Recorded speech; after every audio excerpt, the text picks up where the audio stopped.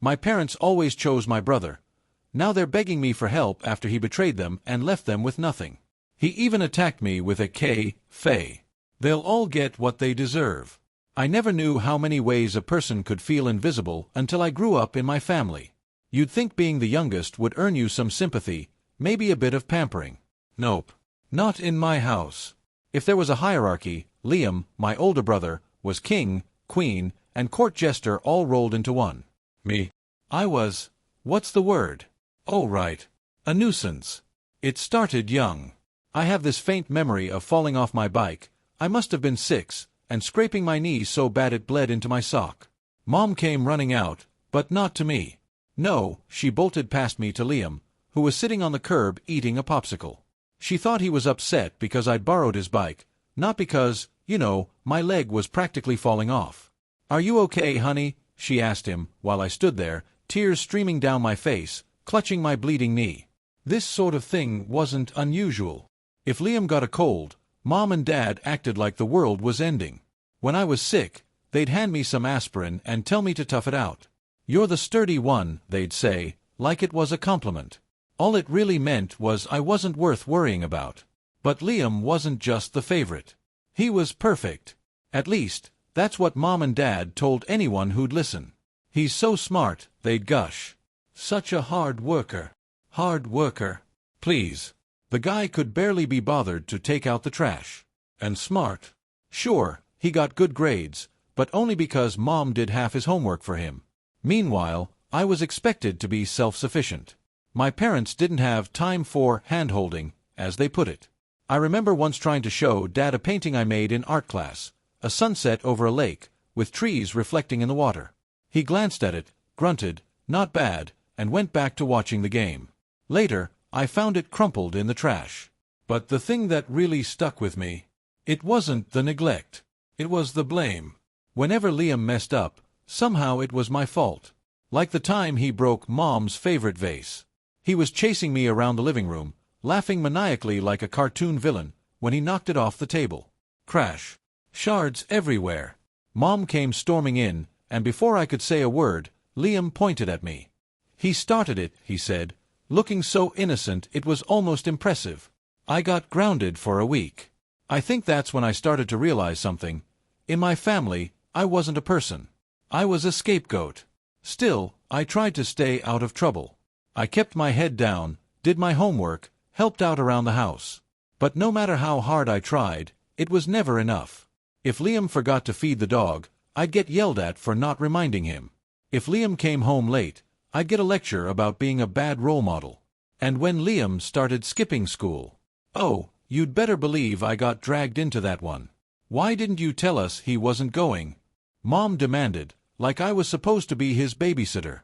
I think the worst part, though, was how good Liam was at turning on the charm. To everyone outside our family, he was Mr. Perfect, the golden boy, the athlete, the charmer. People loved him. Teachers, neighbors, even the mailman. Everyone thought he was this wonderful, upstanding guy. If only they'd seen what he was really like behind closed doors. But I'm getting ahead of myself. That's the thing about memories. They pile up like junk in an attic, and sometimes it's hard to know where to start.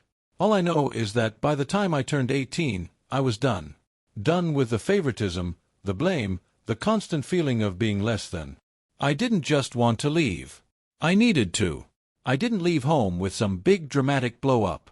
That's not my style. I just packed my things, what little I had, and told them I was moving out. Mom barely looked up from her crossword. "Well, don't forget to call," she said, like I was heading off to summer camp. Dad grunted something about paying my bills on time. Liam wasn't even home. He was probably out charming some poor girl into believing he was Prince freaking charming. I wanted to feel free, excited, maybe even relieved. But all I felt was hollow. Like I was leaving behind a bad habit instead of a family. My first apartment wasn't anything special. Just a studio with peeling wallpaper and a fridge that hummed so loudly it felt like I was living next to an airport. But it was mine. No one blamed me for anything. No one ignored me. If something went wrong, at least it was my fault and no one else's. I got a job stocking shelves at a grocery store. Not glamorous, but it paid the bills. For the first time, I felt like I had control over my life, even if it was just a little bit. I kept to myself mostly, but I did make one friend, a guy named Dave who worked in produce. He had this sarcastic wit that made even the most boring shifts bearable. Dave was the one who convinced me to throw a housewarming party. "Come on," he said. "You've got your own place now. Celebrate a little." So I did. We invited a bunch of people from work, ordered a ridiculous amount of pizza, and stayed up way too late watching old action movies. For a few hours, I almost forgot about my family. Almost. It wasn't until after the party, when I was cleaning up, that it hit me. I'd spent my whole life trying to make them notice me, and now that I was gone, they didn't seem to care at all. Not one call, not one visit. I told myself it was for the best. Distance was what I needed. But of course, Liam couldn't let me have my peace for long.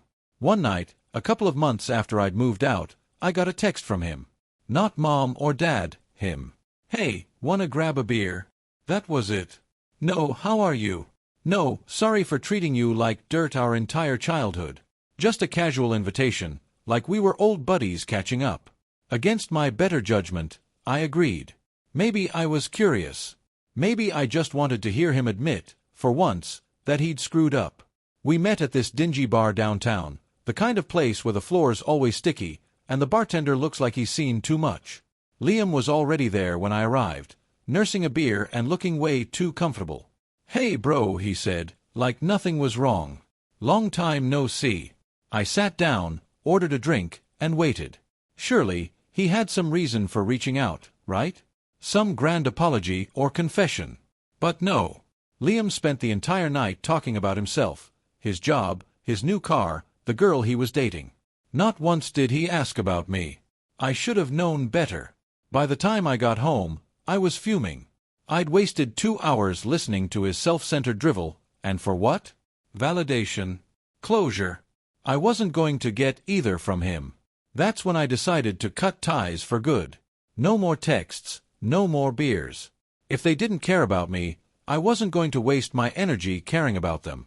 Or at least, that was the plan. Cutting ties was easier said than done. At first, it felt great, liberating even. No more random texts from Liam or obligatory family dinners where I got to watch him get praised for doing the bare minimum. I buried myself in work and small routines, finding peace in the quiet predictability of my days. But the thing about family is that they have a way of creeping back into your life, like weeds you thought you'd pulled out by the roots. It started with Mom, of course.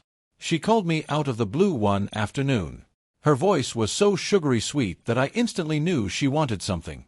"Hi, sweetheart. How's your new place?" she chirped. "It's fine, Mom," I said, keeping my tone neutral. "What's up?" "Oh, nothing much. Just checking in. You know, we haven't heard from you in a while." She said it like I'd gone missing, as if she hadn't ignored me for 18 years.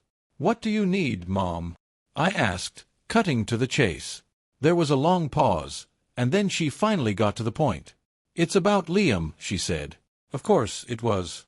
Apparently, he was having some problems at work and needed to borrow money to get back on his feet. She didn't say how much, but the way she danced around the number made it clear it wasn't pocket change. "I don't have that kind of money," I said bluntly. "And even if I did, why can't he ask you or Dad?"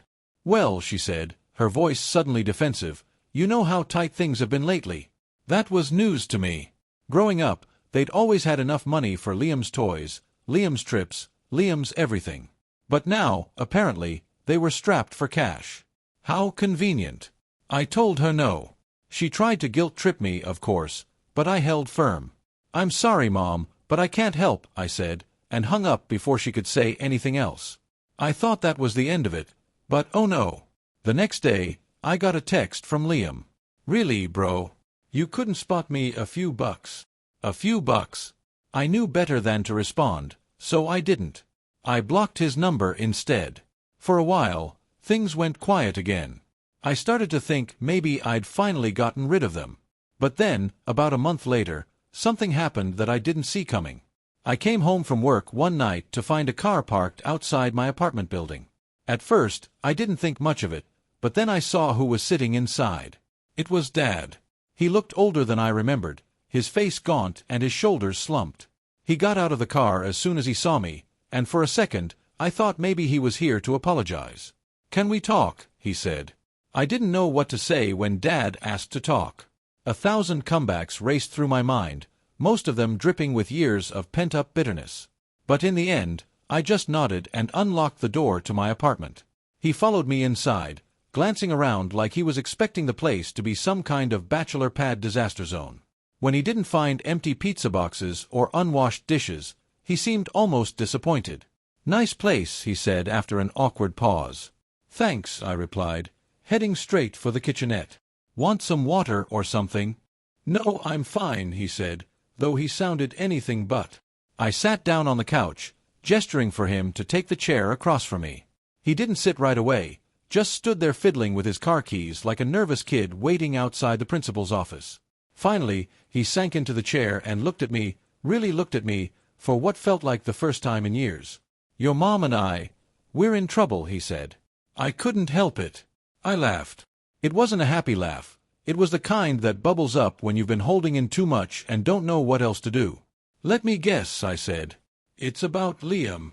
Dad flinched, and that's when I knew I was right. He's made some mistakes," Dad admitted, his voice low. Mistakes. That word felt too small for anything Liam could have done to warrant this visit. "What kind of mistakes?"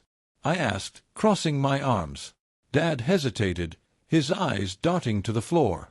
He took out a loan," he said finally. "A loan? A big one," Dad clarified. "He said it was for an investment, but it went bad. And now—" He trailed off, rubbing his temples.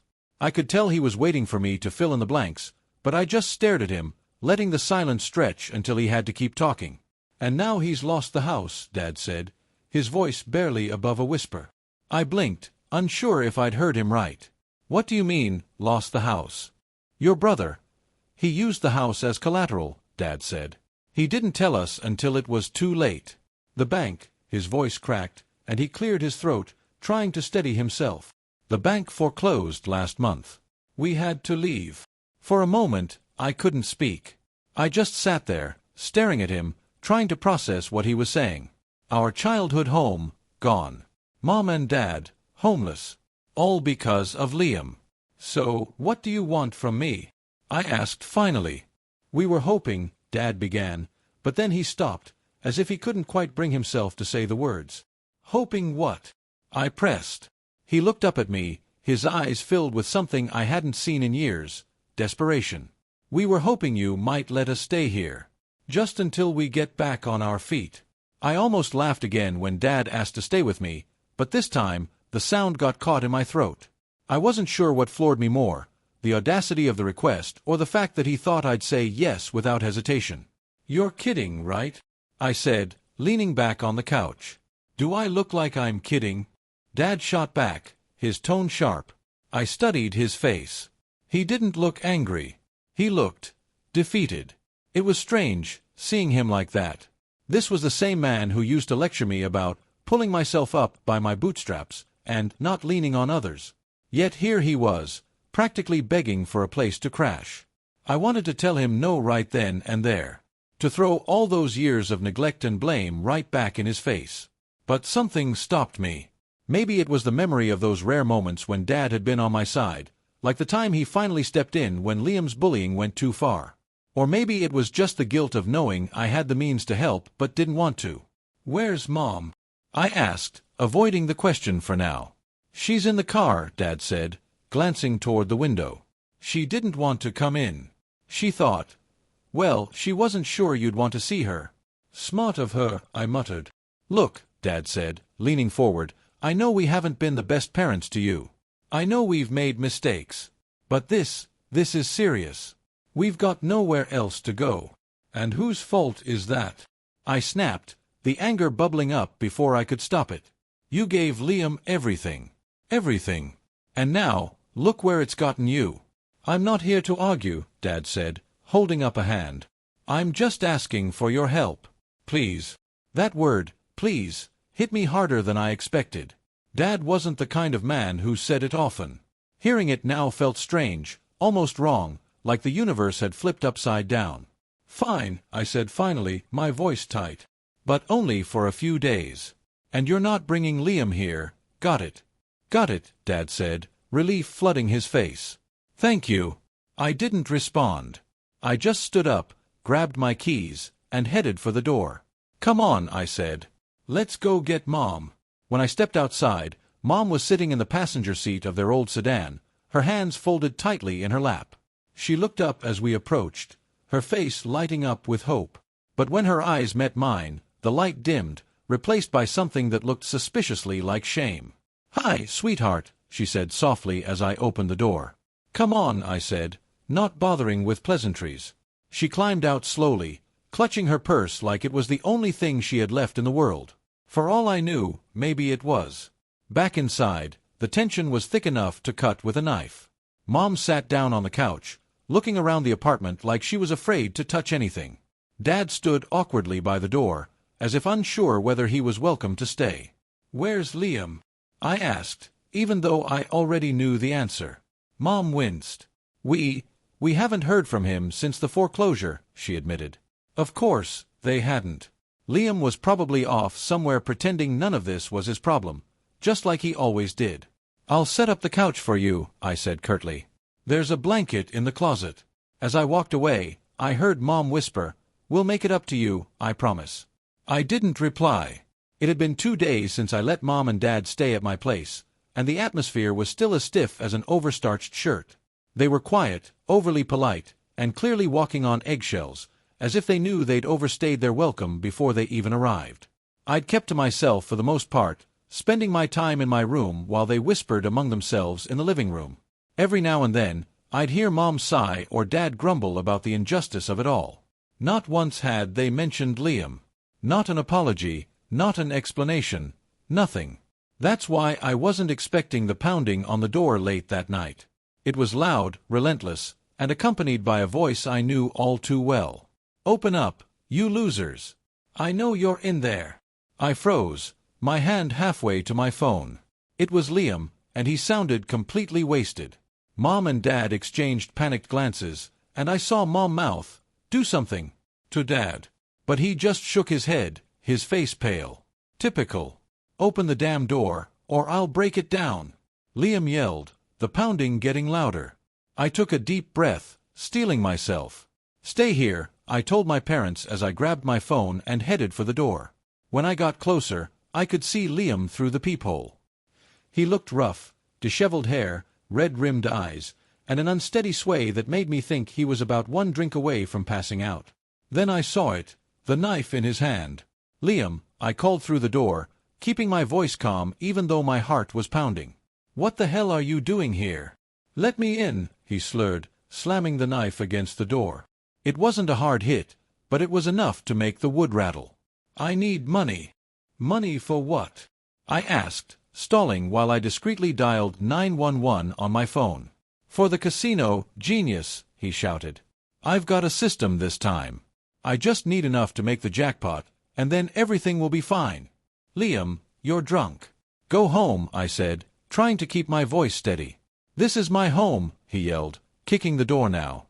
You think you're better than me? Huh. You think you can just steal my family and my money? Behind me, I heard Mom let out a muffled sob. Dad was still rooted to the spot, useless as ever. Liam, listen to me, I said, my voice firmer now. You need to leave. I'll call the cops if I have to. Oh, you'd love that, wouldn't you? He sneered.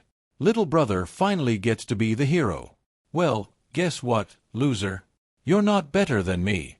You never were. His words stung more than I wanted to admit, but I didn't have time to dwell on them. The 911 operator had picked up. I'm calling the cops, Liam, I said louder, hoping he'd back off. Last chance to leave. Instead, he laughed, a cold, joyless sound that made my skin crawl. Fine, he said.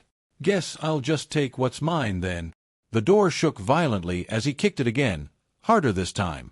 I could hear the splintering of wood, and my stomach clenched. As soon as I told my parents to hide, they scurried down the hall like frightened mice, shutting themselves in my bedroom. The door slammed, leaving me alone in the living room with the sound of Liam's wild rants on the other side of the apartment door. My hands shook as I clutched the phone, whispering the details to the 911 operator. "He's drunk, he has a knife, and he's trying to break down the door," I said, my voice low but urgent. The operator assured me that officers were on their way, but their calm tone did little to steady my nerves. I pressed my body against the door, bracing it with all my weight as Liam's kicks grew more ferocious. "You think you're a big shot now, huh?" Liam yelled. "All grown up, playing house, thinking you're better than me. Let me in, you coward." I didn't answer, my heart pounding in my ears. The door rattled violently under his assault, and I wasn't sure how much longer it would hold. Then, with one final deafening crash, it didn't. The door burst open, and I stumbled backward, barely keeping my balance. Liam staggered inside, the knife in his hand gleaming in the dim light. His eyes were bloodshot, his movements erratic, but there was something terrifyingly focused about the way he looked at me. "This is all your fault," he slurred, pointing the knife at me. "You and your holier-than-thou attitude, thinking you're so much better than me. Well, guess what? You're not." "Put the knife down, Liam," I said, my voice steady despite the panic rising in my chest. "Make me," he sneered, lunging forward. Instinct took over. I grabbed the nearest thing, a lamp from the side table, and swung it at his arm. The base connected with a dull thud, and the knife clattered to the floor. Liam roared in anger, clutching his arm, but he didn't back off. He came at me like a bull, and we collided, knocking over the coffee table and sending magazines and remotes flying. "You think you're some kind of hero?" Liam spat as we grappled, his fists swinging wildly. "You think you're better than me just because you moved out and got your little apartment? You've always been jealous of me." "Jealous?" I shot back, dodging a punch and shoving him into the couch. "Are you kidding me? Mom and Dad treated you like royalty while I got nothing. You're the one who's jealous, Liam, because I didn't end up like you." Liam snarled, lunging at me again. We hit the ground hard, wrestling for control. "You don't know what it's like," he shouted, his voice cracking. "You think it was easy being the favorite. They put so much pressure on me, always expecting me to be perfect. You had it easy. You were invisible." "Easy," I yelled, struggling to push him off me. "You got everything handed to you. Every time I needed help, they told me to suck it up. You were the golden boy, Liam. Don't act like you were some kind of victim." We rolled across the floor, knocking over a chair as we went. My arm caught the edge of a broken magazine rack, and I hissed in pain, but I didn't let go of him. They never cared about me, just what I could do for them. Liam spat, his face inches from mine. "The only time they even looked at me was when I messed up. And you just stood there, watching, letting me take the fall." "Take the fall?" I roared, finally managing to flip him onto his back. "You've got to be kidding me. I was the scapegoat for everything you ever did wrong. Every broken vase, every missed curfew, it was always my fault. Don't you dare try to rewrite history now." Liam kicked out, catching me in the side and knocking me off balance. I stumbled, and he lunged for the knife on the floor, his hand outstretched. Without thinking, I grabbed the champagne bottle from the counter, one I'd been saving for a special occasion, and swung it with all my might. The glass shattered against Liam's head, sending a spray of bubbly and shards across the room. He froze for a moment, his eyes wide with shock, before collapsing onto the floor with a groan. For a second, the only sound was the fizzing of champagne pooling on the hardwood. I stood there, panting, the broken neck of the bottle still clutched in my hand. From down the hall, I heard the timid creak of a door opening. Is it over?" Mom's voice quivered. I didn't answer. I just stared down at Liam, wondering how the hell we'd gotten here. The sound of sirens filled the air just moments after Liam hit the floor, the flashing red and blue lights reflecting off the shattered champagne bottle and puddle of fizz. I didn't feel relief, not yet. Adrenaline still coursed through me as I stood over Liam, watching him groan and clutch his head, his drunken rage replaced by something weaker. Fear, maybe, or humiliation. The cops came in fast, their voices commanding. "Step back," one of them barked, and I complied immediately, dropping the broken bottle. "He's got a knife," I said, pointing to where it lay on the floor. The officer quickly kicked it away and moved to restrain Liam. Liam put up a feeble protest, his words slurred. This is a family thing," he muttered as they cuffed him. You don't get it." I couldn't help but scoff. "A family thing? What part of threatening us with a knife and breaking down my door screamed, "Family"? The paramedics arrived shortly after, strapping Liam onto a stretcher. Blood trickled down the side of his head where the champagne bottle had hit him, but otherwise, he looked more embarrassed than hurt. As they wheeled him out, he shot me one last glare. "This isn't over," he mumbled. I didn't bother responding. The weeks that followed were a whirlwind of police reports, court dates, and endless questions. Mom and Dad were forced to confront what Liam had done, and for once, they didn't try to sweep it under the rug. Maybe it was because this time, the consequences were too big to ignore. Or maybe, just maybe, they were finally seeing him for who he really was. "I don't know where we went wrong," Mom said one night, her voice heavy with regret. We were sitting in the living room, the air thick with silence. Dad was nursing a cup of coffee, staring into the distance as if the answers might be hidden in his reflection. "You didn't go wrong with me," I said quietly, not looking up. Neither of them replied. The day of Liam's sentencing came faster than I expected. The courtroom was cold and sterile, the kind of place that seemed designed to make everyone feel uncomfortable. Mom sat between Dad and me, her hands trembling as she clutched her purse. Liam, dressed in a suit that didn't quite fit him right, looked nothing like the swaggering brother I'd grown up with.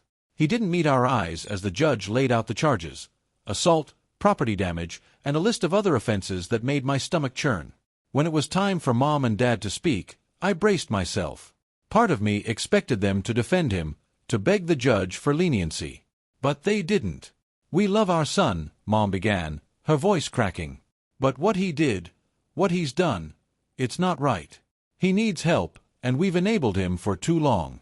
Whatever sentence you deem appropriate, we'll accept it." Dad nodded, his jaw tight. "He's our son," he said, his voice firm. "But he's not above the law." Liam was sentenced to 6 months in a psychiatric ward for evaluation and treatment, followed by community service. The judge's tone was stern but not without compassion. "This is your chance to get your life together," he said.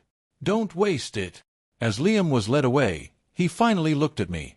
His expression was hard to read: anger, shame, maybe even regret, but I didn't feel the satisfaction I thought I would. Just emptiness. Outside the courthouse, the three of us stood in awkward silence. The sun was bright, almost mocking, as if the world was oblivious to the chaos we'd just endured. "Let's go," Dad said finally, his voice heavy. Mom nodded, and without another word, we walked away, leaving the courtroom and Liam behind. The three of us walked silently through the courthouse yard, the tension between us palpable. Mom clutched her purse like it was the only thing keeping her upright, while Dad kept his hands shoved deep in his pockets, his shoulders slouched. They looked smaller somehow, like the weight of the day had crushed the life out of them. But I felt the opposite. For the first time in years, I felt in control. The quiet fury that had simmered inside me for so long now had an outlet, and I wasn't going to hold it back. As we approached the street, I stopped abruptly, turning to face them. "What is it?" Mom asked, her voice soft, tentative. I took a deep breath. "I've been meaning to talk to you about something," I said. "Now seems like a good time." They both looked at me expectantly, though there was a flicker of unease in Dad's eyes. "You're not staying with me anymore," I said bluntly. Mom froze, her mouth opening and closing like a fish out of water. "What?" she finally managed. I said, "You're not staying with me," I repeated, crossing my arms. "I let you in because I felt sorry for you, but that's over now. You'll have to figure something else out." But we're your parents," Mom stammered, her voice rising with panic. "Where are we supposed to go?" "Not my problem," I said, my tone cold. Dad's jaw tightened, and for a moment, I thought he might try to argue. But he didn't. Instead, he just looked at me with an expression that was part anger, part disbelief. "You can't be serious," he said finally. "Oh, I'm serious," I said, staring him down. "Do you have any idea what it was like growing up in that house? Always being second best, always getting the blame for everything Liam did? You treated me like I didn't matter, and now you want me to save you? No. I'm done." Mom's eyes filled with tears. "We were wrong," she said, her voice trembling. "We see that now. We're sorry, truly we are. But we need you, sweetheart. Please, don't do this." I laughed, the sound sharp and bitter. "You need me. That's funny, because I needed you for years, and you weren't there. You chose Liam every single time, and now look where it's gotten you. Let us make it right, Mom begged, reaching for my arm. Let us show you we can change. I pulled away, shaking my head. Too late for that, I said. I'm not your second choice. I'm not your safety net. You made your bed. Now lie in it. Dad finally snapped. You're being cruel, he said, his voice low and furious. We're your family. Family. I shot back. You don't get to play that card now. Not after everything. They both stared at me, their faces a mix of shock, anger, and desperation. I let the silence hang for a moment, savoring the power shift, the taste of victory. Good luck, I said finally, turning on my heel and walking away. I didn't look back, but I could feel their eyes on me, feel the weight of their stunned disbelief. As I reached the street, I couldn't help but smile, a small, satisfied smile. For once, I wasn't the one left behind.